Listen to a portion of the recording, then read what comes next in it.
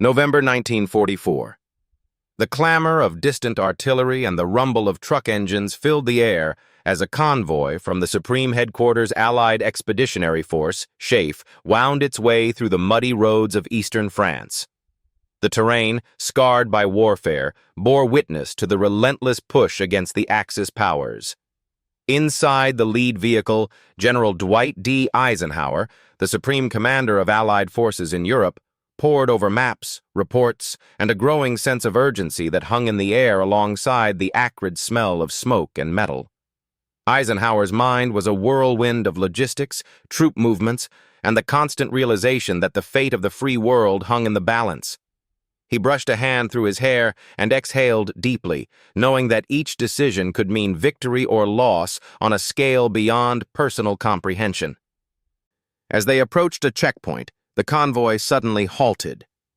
An age-worn jeep, caked in mud and marked only by the dirt of the battlefield, blocked the road.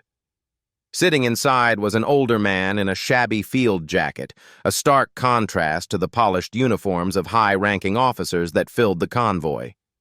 His helmet was dented, giving testament to the rigors of war, while his appearance was so muddied that it obscured his rank, a question Eisenhower could scarcely fathom. He was deep in a spirited argument with a military police officer who insisted they must move. The MP's voice cut through the tension. "Sir, you can't park here. General Eisenhower's convoy is coming through."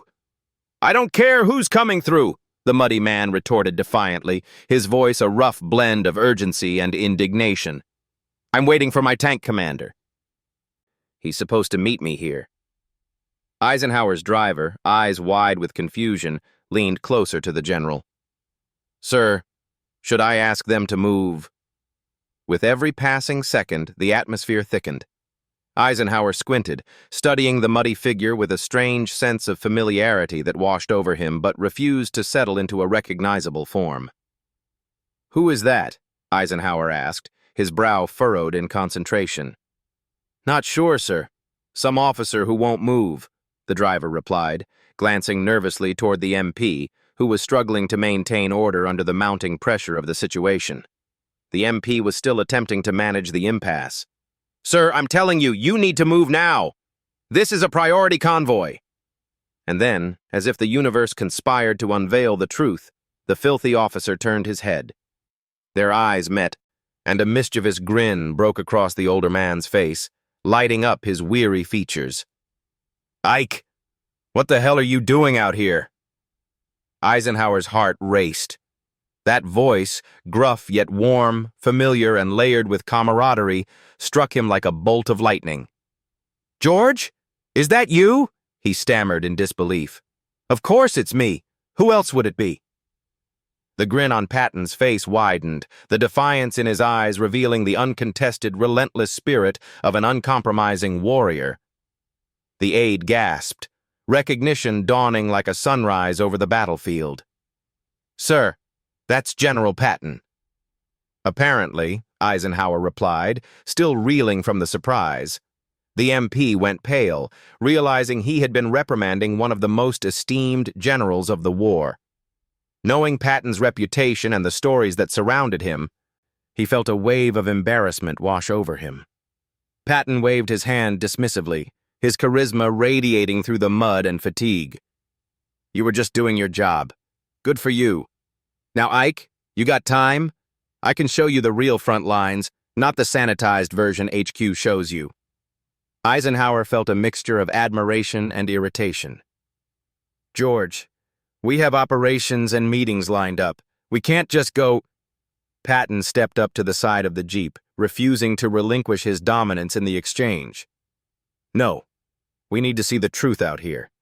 I know you lead us from the map rooms, but without seeing it firsthand, you can't appreciate the blood our men are putting on the line. Come along." Eisenhower shifted in his seat. Torn between military protocol and the opportunity to see the real stories of courage and hardship from someone who faced them head-on. After a pause, he nodded, waving the driver to let Patton lead the way. As the convoy shifted gears and the jeep rumbled forward, a sense of camaraderie ignited between the two generals. With every bump along the road, the weight of their rank faded into the background. They were fellow officers, united by a mission far greater than themselves. The disguise and the battlefield General Patton was known for his flamboyant style and larger-than-life persona, a whirlwind of energy wrapped in a crisp dress uniform adorned with medals and shining boots. However, when it came to frontline reconnaissance, he opted for a drastically different look. His distinctive strategy involved intentionally disguising himself as a humble supply sergeant, an approach that baffled many but had a strategic brilliance all its own.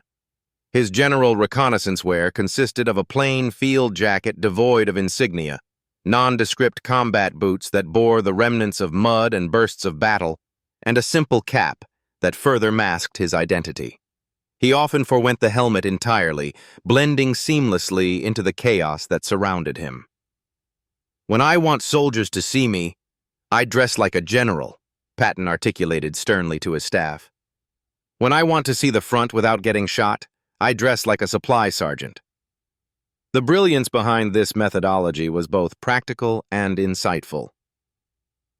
A general in full regalia became a shining target for enemy snipers who specifically aimed for officers, prime threats on the battlefield. By dressing down, Patton effectively shielded himself from harm while gaining unfiltered access to the realities faced by his troops. But it was not merely about camouflage. Patton purposely cultivated an unkempt appearance because he believed that anonymity would allow soldiers to share the truth of their situation without fear of judgment or punishment. "If they know I'm a general, they'll tell me what they think I want to hear. If they think I'm just some random major, they'll tell me what's actually happening," he explained with conviction. The Bradley Incident. Fast forward to October 1944, near Metz, France. General Omar Bradley was stationed at Third Army positions, making a visit to a forward observation post to assess the German lines across the river. The air was tense, and the men worked diligently, their eyes scanning the horizon for any signs of enemy movement. As he arrived, several officers were absorbed in their observations. Among them stood a mud-caked figure, diligently sketching enemy positions with a piece of charcoal and an old clipboard. "Good work," Bradley commended the officer, assuming he was a low-ranking intelligence lieutenant. "Your reconnaissance is excellent." "Thanks, Brad," came the casual reply without a glance upward, a voice saturated with familiarity. Recognition struck Bradley like a lightning bolt. He froze mid-sentence. "George, what the hell are you doing here?" Patton looked up, finally revealing himself, his eyes gleaming with that notorious mischievous spark. "Reconnaissance. Same as your boys, except I'm better at it." "What are you doing here? You're the Third Army commander? You shouldn't be here. It's under German artillery range," Bradley exclaimed, his alarm evident. Patton smiled, undeterred. "How else am I supposed to know what the Germans are doing? Intelligence reports are always 12 hours old. I need current information." "You have staff officers for that," Bradley pointed out, clearly agitated. "They tell me what they think I want to hear," Patton shot back, his tone unwavering. "I come here myself to see the truth." Sadly, they both felt the looming danger of complacency moving through the ranks and knew the danger that lay in missing critical intel. Bradley, torn between indignation and admiration, observed the detailed maps before him. "Brad, you want to know why Third Army moves faster than anyone else?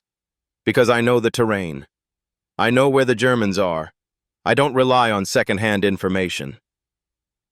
The generals locked eyes for a moment, a mutual respect forming between them, warriors battling similar demons, though wearing different ranks. Bradley had always admired Patton's undaunted spirit. However, he couldn't help but feel an unease at his comrade's reckless abandon. The German sniper encounter. In December of 1944, near Saarbrücken, Patton's methodology was once again put to the test. Conducting reconnaissance near the German lines, he found himself entangled in a dangerous game. As he surveyed the area, a sniper opened fire, rounds whizzing just inches away. "Sir, get down!" his driver shouted, instinctively diving for cover as dust and debris exploded around them. Patton, however, stood resolute, unfazed by the chaos surrounding them. "He's not aiming at me," he stated calmly, eyes narrowed in concentration. "He's aiming at the jeep. He thinks we're a supply detail." Gunfire erupted again, echoing through the trees. With each shot that whizzed by, his driver questioned the sanity of their situation. "Sir, that doesn't mean you're safe." A shot was fired closer, so near that Patton can feel the pressure wave of the bullet slicing past. "Okay, that one was aimed at me," Patton finally conceded. But it was the thrill of living on the edge that kept him from diving behind the jeep immediately. Instead, he assessed the enemy's position, taking mental notes for tactical maneuvers. They waited, hearts pounding, until the sniper's fire ceased. "Let's go," Patton instructed, nonchalantly stepping back into the jeep as if nothing had happened. Once they returned to headquarters, his driver couldn't hold back. "You deliberately don't wear rank insignia at the front. Is that because of snipers?" "Partly," Patton admitted, rubbing a hand over the mud-caked camouflage. "German snipers hunt for officers. Stars on your helmet make you a target, but mostly I do it so I can move freely without everyone treating me like visiting royalty."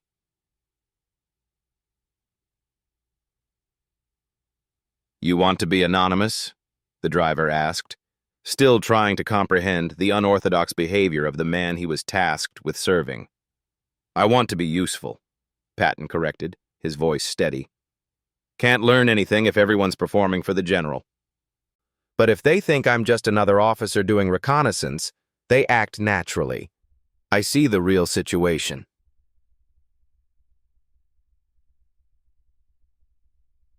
There was a determined fire in Patton's eyes, a commitment to understanding the military landscape in a way that transcended traditional command.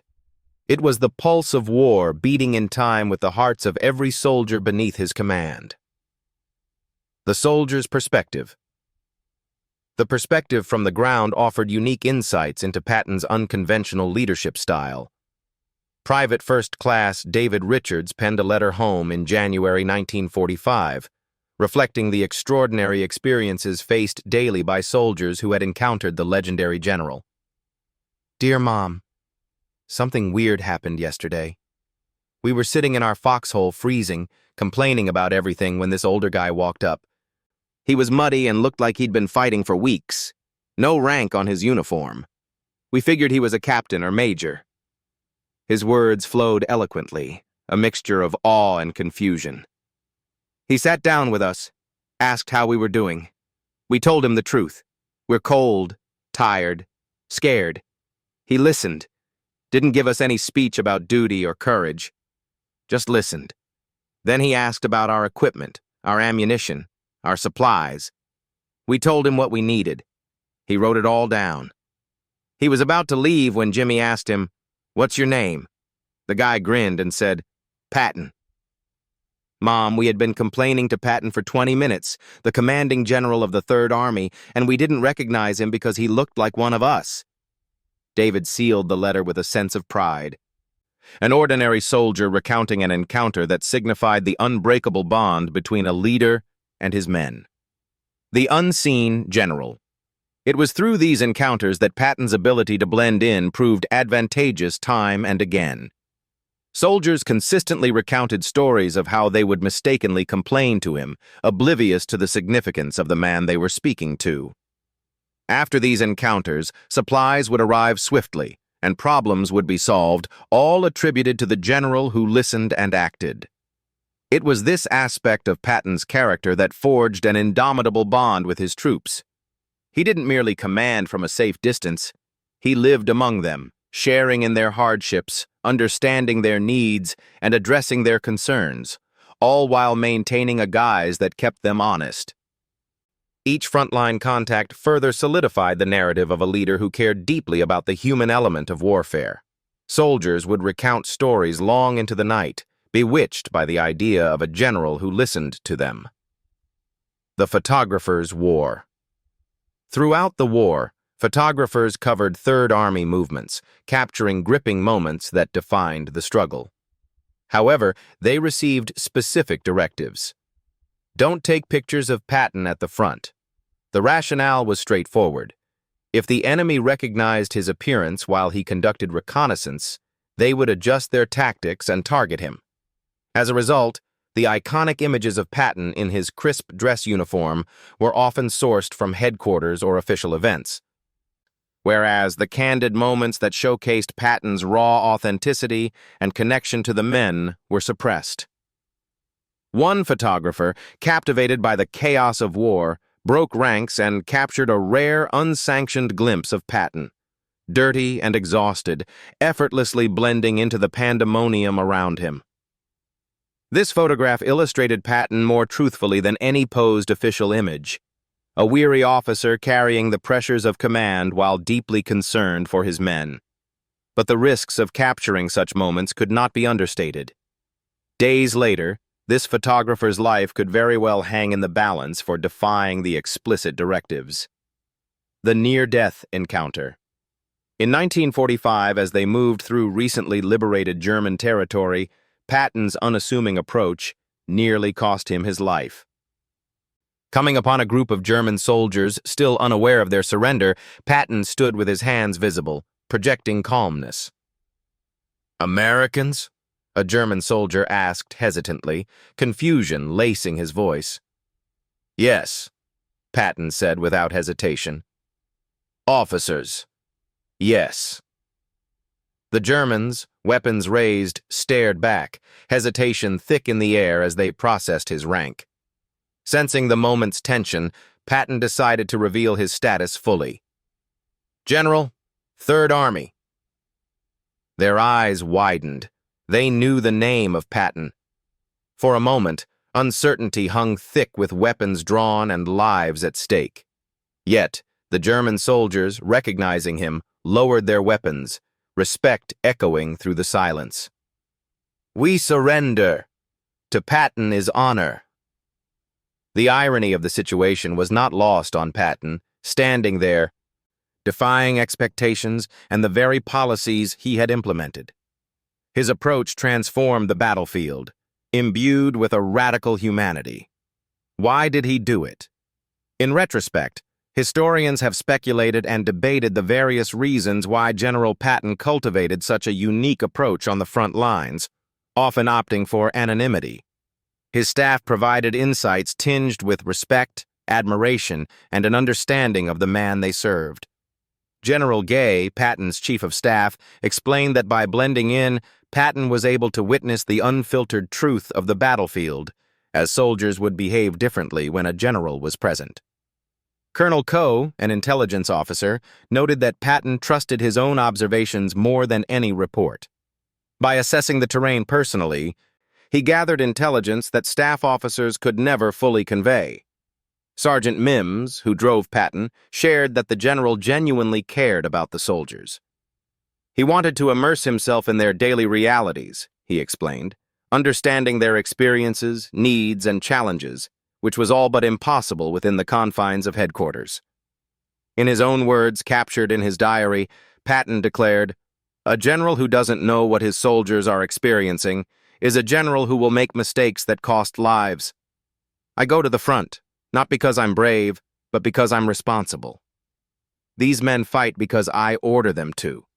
The least I can do is understand what I'm asking of them." As Eisenhower experienced firsthand the complexities of leadership, he felt the weight of Patton's words take root within him.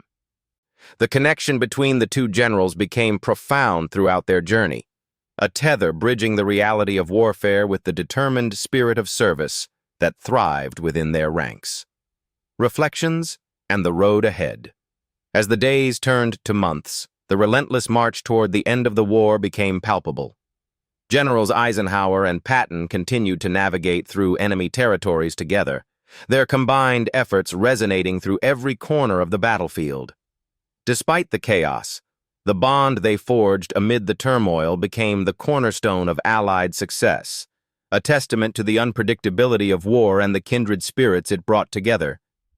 As they drove through the war-torn landscape, Eisenhower leaned back in his seat, allowing the rhythm of the vehicle to blanket him in thoughts of the future. "George, you realize they're writing stories about us, right?" he said, a hint of amusement in his voice. Patton chuckled, looking at Eisenhower with mischief in his eyes. "Let them write all they want, Ike. The truth of this war isn't any of our stories. It's the stories of the men who fought it." With that, the two generals shared a knowing silence, reveling in a sense of purpose that transcended themselves. They were mere cogs in a much larger machine, and within the heart of that machine were the many lives intertwined in the quest for freedom and dignity. The day would come when names and legacy would fill the pages of history books. But the essence of their shared experiences, with all its complexities, sacrifices, and triumphs, would remain an undeniable truth. The unseen general who fought alongside his troops and the supreme commander who sought to understand their struggles. Together, they forged a legacy that went beyond warfare, encapsulating the very essence of humanity, the ability to listen, understand, and connect amid the most harrowing circumstances.